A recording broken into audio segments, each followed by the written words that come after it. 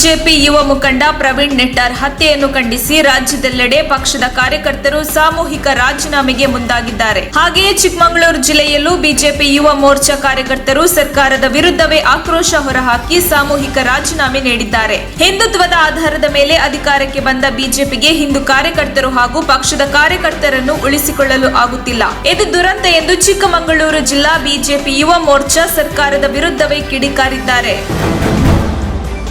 ಕಾನೂನು ಸುವ್ಯವಸ್ಥೆ ಕಾಪಾಡುವಲ್ಲಿ ಗೃಹ ಸಚಿವರು ಸರ್ಕಾರ ವಿಫಲವಾಗಿದೆ. ಸುಮ್ಮನೆ ಬಾಳೆಹಣ್ಣು ತಿಂದು ಸಿಪ್ಪೆನ ಬೇರೆ ಬಾಯಿಗೆ ಒರೆಸುವ ಪ್ರಯತ್ನ ಮಾಡಬಾರದು. ತನಿಖೆ ನಡೆಯಲಿ, ಅವರನ್ನು ಬಂಧಿಸಬೇಕು, ಸತ್ಯಾಂಶ ಹೊರಗೆ ಬರಲಿ ಎಂದು ಕೆಪಿಸಿಸಿ ಅಧ್ಯಕ್ಷ ಡಿಕೆ ಶಿವಕುಮಾರ್ ಹೇಳಿದರು. ಪ್ರವೀಣ್ ನೆಟ್ಟಾರ್ ಹತ್ಯೆಗೆ ಸಂಬಂಧಿಸಿದಂತೆ ಪ್ರತಿಕ್ರಿಯಿಸಿದವರು, ಈ ಹತ್ಯೆ ರಾಜಕೀಯಕ್ಕೆ ಮಾಡಿದ್ದಾರೋ ಬೇರೆ ವೈಯಕ್ತಿಕ ವಿಚಾರಕ್ಕೆ ಮಾಡಿದ್ದಾರೋ ಎಂಬುದು ತನಿಖೆಯಿಂದ ಗೊತ್ತಾಗಲಿದೆ.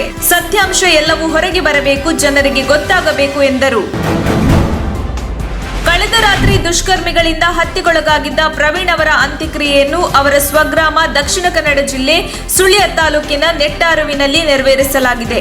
ಈ ವೇಳೆ ನೆರೆದಿದ್ದ ಸಾವಿರಾರು ಮಂದಿ ತಮ್ಮ ಅಂತಿಮ ನಮನ ಸಲ್ಲಿಸಿದ್ದಾರೆ. 3 ವರ್ಷಗಳ ಹಿಂದಷ್ಟೇ ದಾಂಪತ್ಯ ಜೀವನಕ್ಕೆ ಕಾಲಿಟ್ಟಿದ್ದ ಪ್ರವೀಣ್ ನೆಟ್ಟಾರ್ ಮನೆಯೊಂದನ್ನು ಕಟ್ಟಿಸಿಕೊಳ್ಳಲು ಚಿಂತನೆ ನಡೆಸಿದ್ದರು. ಅದಕ್ಕಾಗಿ ತಮ್ಮ ಜಾಗವನ್ನು ಸಮತಟ್ಟುಗೊಳಿಸಿದ್ದರು ಎನ್ನಲಾಗಿದೆ. ಇದೀಗ ಅದೇ ಜಾಗದಲ್ಲಿ ಅವರ ಅಂತ್ಯ ಸಂಸ್ಕಾರ ನೆರವೇರಿಸಲಾಗಿದೆ.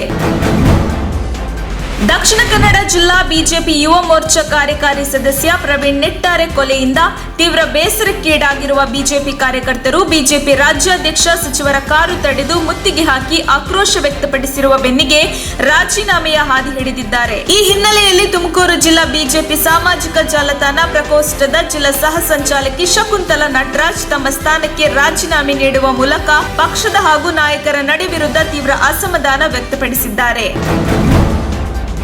ಬಿಜೆಪಿಯು 2024ರಲ್ಲಿ ಕೇಂದ್ರದಲ್ಲಿ ಮತ್ತೆ ಅಧಿಕಾರಕ್ಕೆ ಬರಲಾರದು ಎಂದು ಪಶ್ಚಿಮ ಬಂಗಾಳ ಮುಖ್ಯಮಂತ್ರಿ ಮಮತಾ ಬ್ಯಾನರ್ಜಿ ಬುಧವಾರ ಹೇಳಿದ್ದಾರೆ. ಬಿಜೆಪಿ ನೇತೃತ್ವದ ಕೇಂದ್ರ ಸರ್ಕಾರದ ವಿರುದ್ಧ ವಾಗ್ದಾಳಿ ನಡೆಸಿದವರು, ದೇಶದಲ್ಲಿ ನಿರುದ್ಯೋಗ ಪ್ರಮಾಣ 40%ಕ್ಕೆ ಏರಿಕೆಯಾಗಿದೆ, ಆದರೆ ಬಂಗಾಳದಲ್ಲಿ 45%ಕ್ಕೆ ಇಳಿಕೆಯಾಗಿದೆ. ಮಾಧ್ಯಮ ವಿಚಾರಣೆಗಳು ಮುಂದುವರಿಯುತ್ತಿವೆ, ಅವುಗಳು ಜನರನ್ನೇ ಆರೋಪಿಗಳನ್ನಾಗಿಸುತ್ತಿವೆ.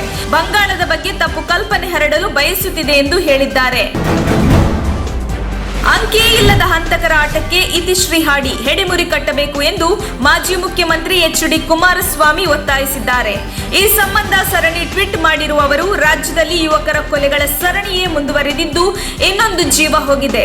ಈ ಹತ್ಯಾಕಾಂಡಕ್ಕೆ ಕೊನೆಯೇ ಇಲ್ಲವೇ? ಕೊಲೆ ಆದ ಮೇಲೆ ನಡೆಯುವ ಹೇಳಿಕೆಗಳ ಭರಾಟೆ ಕೂಗಾಟದಿಂದ ಪ್ರಯೋಜನ ಏನು? ಶಿವಮೊಗ್ಗದಲ್ಲಿ ಹರ್ಷ ಕೊಲೆ ಆದ ಮೇಲೆ ರಾಜ್ಯ ಸರ್ಕಾರ ಮೈ ಮರೆತಿದ್ದು ಯಾಕೆ ಎಂದು ಪ್ರಶ್ನಿಸಿದ್ದಾರೆ.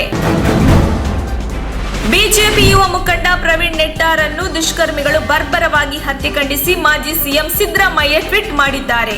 ಈ ಕುರಿತು ಟ್ವೀಟ್ ಮಾಡಿರುವ ಮಾಜಿ ಸಿಎಂ ಸಿದ್ದರಾಮಯ್ಯ, ದಕ್ಷಿಣ ಕನ್ನಡ ಜಿಲ್ಲೆಯಲ್ಲಿ ನಡೆದಿರುವ ಬಜರಂಗ ದಳದ ನಾಯಕ ಪ್ರವೀಣ್ ನೆಟ್ಟಾರ್ ಹತ್ಯೆ ಖಂಡನೀಯ. ಪೊಲೀಸರು ತಕ್ಷಣ ಕೊಲೆಗಟ್ಟುಕರನ್ನು ಬಂಧಿಸಿ ಊಹಾಪೋಹಗಳಿಂದ ಶಾಂತಿ ಸುವ್ಯವಸ್ಥೆ ಕದಡುವುದನ್ನು ತಪ್ಪಿಸಬೇಕು. ಕೊಲೆಗಟ್ಟುಕರ ಪಕ್ಷ, ಜಾತಿ, ಧರ್ಮವನ್ನು ಲೆಕ್ಕಿಸದೆ ಪೊಲೀಸರು ಮುಲಾಜಿಲ್ಲದೆ ಕ್ರಮ ಕೈಗೊಳ್ಳಬೇಕು ಎಂದು ಒತ್ತಾಯಿಸಿದ್ದಾರೆ.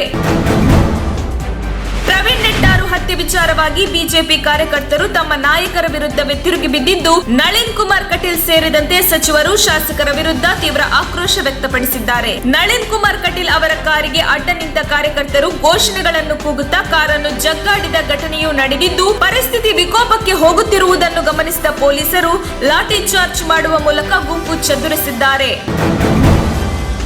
ಕ್ರೌರ್ಯವನ್ನು ಹದ್ದು ಬಸ್ತಿನಲ್ಲಿಡುವ ಕಾರ್ಯವನ್ನು ಸರ್ಕಾರ ಕೂಡಲೇ ಮಾಡಬೇಕು. ಇಲ್ಲದೆ ಹೋದಲ್ಲಿ ಇನ್ನು ಸಾಕಷ್ಟು ಹಿಂದೂಗಳ ಬಲಿಯಾಗುತ್ತದೆ. ಸರ್ಕಾರ ಈ ವಿಷಯದಲ್ಲಿ ವಿಫಲ ಆಗುತ್ತಿದೆ. ಕೊಲೆ, ಹಲ್ಲೆ, ಗಲಾಟೆ ಆದಾಗ ಉಗ್ರವಾದ ಹೇಳಿಕೆಗಳು ಬರುತ್ತವೆ, ಆದರೆ ಯಾವುದೇ ರೀತಿಯ ಕಠಿಣ ಪ್ರಕ್ರಿಯೆ ನಡೆದಿಲ್ಲ. ಇದೇ ಕಾರಣಕ್ಕೆ ಪ್ರವೀಣ್ ಹತ್ಯೆ ಆಗಿದೆ. ಇದು ಕಾನೂನು ಸರ್ಕಾರದ ವೈಫಲ್ಯ ಎಂದು ರಾಜ್ಯ ಸರ್ಕಾರದ ವಿರುದ್ಧ ಪ್ರಮೋದ್ ಮುತಾಲಿಕ್ ವಾಗ್ದಾಳಿ ನಡೆಸಿದ್ದಾರೆ. ಬಿಜೆಪಿ ಯುವ ಮುಖಂಡ ಪ್ರವೀಣ್ ನೆಟ್ಟಾರು ಹತ್ಯೆ ಸಂಬಂಧ ಪ್ರತಿಕ್ರಿಯಿಸಿರುವ ಅವರು, ದಕ್ಷಿಣ ಕನ್ನಡ ಜಿಲ್ಲೆ ಬಿಜೆಪಿಯ ಭದ್ರಕೋಟೆ, ಶಿವಮೊಗ್ಗ ಬಿಜೆಪಿಯ ಭದ್ರಕೋಟೆ. ಅವರ ಭದ್ರಕೋಟೆಯಲ್ಲೇ ಹೊಕ್ಕು ಹೊಡೆಯುತ್ತಿದ್ದಾರೆ. ಹಾಗಾದರೆ ಭದ್ರಕೋಟೆ ಛಿದ್ರವಾಗುತ್ತಿದೆಯಲ್ಲ. ಸರ್ಕಾರ ಕೂಡಲೇ ಎಸ್ಡಿಪಿಐ, ಪಿಎಫ್ಐ ಬ್ಯಾನ್ ಮಾಡಬೇಕು, ಇಲ್ಲವೇ ಸಿಎಂ ರಾಜೀನಾಮೆ ಕೊಡಬೇಕು ಎಂದು ಒತ್ತಾಯಿಸಿದರು. ದಕ್ಷಿಣ ಕನ್ನಡದ ಬೆಳ್ಳಾರಿಯಲ್ಲಿ ನಡೆದ ಬಿಜೆಪಿ ಮುಖಂಡ ಪ್ರವೀಣ್ ನೆಟ್ಟಾರ್ ಬಗ್ಗೆ ಗೃಹ ಸಚಿವ ಆರಗ ಜ್ಞಾನೇಂದ್ರ ಪ್ರತಿಕ್ರಿಯಿಸಿದ್ದು, ಇದು ದುರಾದೃಷ್ಟಕರ ಸಂಗತಿ. ಆರೋಪಿಗಳ ವಿರುದ್ಧ ಕಠಿಣ ಕ್ರಮ ತೆಗೆದುಕೊಳ್ಳುತ್ತೇವೆ ಎಂದಿದ್ದಾರೆ. ಪ್ರವೀಣ್ ನೆಟ್ಟಾರು ಹತ್ಯೆ ಖಂಡಿಸಿ ಸಾಮಾಜಿಕ ಜಾಲತಾಣದಲ್ಲಿ ಸರ್ಕಾರದ ವಿರುದ್ಧ ಆಕ್ರೋಶ ವ್ಯಕ್ತವಾಗುತ್ತಿರುವುದರ ಬಗ್ಗೆ ಮಾತನಾಡಿದವರು, ಈ ಮತಾಂಧ ಶಕ್ತಿಗಳು ಒಂದು ರಾಜ್ಯದಲ್ಲಿ ಮಾತ್ರ ಕಾರ್ಯಾಚರಣೆ ಮಾಡುತ್ತಿಲ್ಲ, ಗಡಿಭಾಗದಲ್ಲಿ ಈ ಕೃತ್ಯಗಳನ್ನು ಮಾಡುತ್ತಿದ್ದಾರೆ. ಕೇರಳ ಸರ್ಕಾರದ ಜೊತೆ ಸಿಎಂ ಸಹ ಮಾತನಾಡಿದ್ದಾರೆ.